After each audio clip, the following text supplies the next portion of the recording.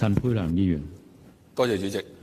主席，感謝魏明德議員提出呢一項議案。國家15五規劃明確提出推進人民幣國際化，強化香港全球離岸人民幣業務樞紐，不單係國家發展嘅宏大驅動力，更加係香港自身經濟轉型同埋升級嘅迫切需要，係鞏固同埋提升香港國際金融中心地位嘅重中之重。香港背靠祖國，聯通世界，擁有全球最大嘅離岸人民幣資金池，處理住全球大約75%嘅離岸人民幣結算，依託住同內地金融市場嘅互聯互通機制，實現在岸離岸資金閉環，保障離岸人民幣流動性嘅穩定同埋風險可控。呢一啲係其他任何離岸金融中心無法複製、不可替代嘅核心競爭力。香港必須把握國家戰略機遇，以離岸人民幣業務為突破口，帶動銀行、保險、資產管理、法律會計等整個金融產業嘅聯動發展，強化競爭力，並且服務國家發展大局，助力國家建設金融強國。喺深化香港作為全球最大離岸人民幣業務樞紐嘅過程裏邊，保險業係從不缺位，一直係扮演住不可或缺或者舉足輕重嘅關鍵角色。保險資金規模龐大，存放週期長，風險嘅管理要求極高，係推動離岸人民幣生態圈由貿易結算邁向財富管理同埋風險管理嘅重要引擎。隨住國家經濟持續增長，內地居民對以人民幣保險產品進行財富管理同埋增值嘅需求亦都上升。內地企業出海，佢哋利用人民幣保險衍生工具進行風險管理嘅需求亦都增加，為香港嘅保險業開闢咗好大嘅機遇同埋增長空間。就此，我哋可以從以下幾方面着手，深化保險業喺人民幣國際化中嘅貢獻。第一，豐富離岸人民幣保險產品線。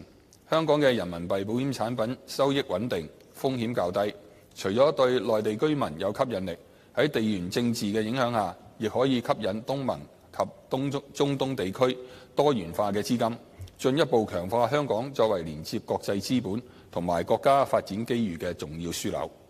第二，係推動大宗商品同埋海事保險嘅離岸人民幣結算。香港作為國際航運中心同埋貿易樞紐，保險業可以助力內地企業降低出海風險，提升效率，同時壯大離岸人民幣業務同埋生態。例如，香港可以配合國家推動大宗商品以人民幣計價嘅趨勢，提供相應嘅人民幣貿易信用保險，降低企業嘅匯率風險。此外，中國擁有全球最大嘅船隊，要實現各船港保，本港嘅航運專項風險池可以鼓勵相關企業喺香港投保、結算同埋理賠等環節使用離岸人民幣，增加本地航運風險池對中資船隊嘅吸引力。第三，開拓跨境再保險業務，建設人民幣再保險中心。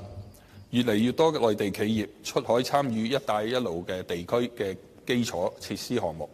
通常伴隨着係較高嘅風險同埋不確定性。香港可以發揮再保險樞紐嘅功能，為內地企業走出去同埋一帶一路嘅項目提供風險保障。政府可以透過更多嘅優惠政策，吸引內地保險同埋再保險公司喺香港設立業務，推動內地嘅企業就海外嘅基建項目同埋香港嘅再保險公司進行分保，並以人民幣理賠同埋結算，降低跨境經營嘅成本。此外，亦都可以鼓勵更多嘅內地機構喺香港發行以人民幣計價嘅巨災債券，引進離岸人民幣資金，分擔內地嘅巨災風險，壯大香港離岸人民幣資金池，將香港打造成為一個人民幣嘅風險管理中心。本人謹此陳辭，支持原議案同埋修正案。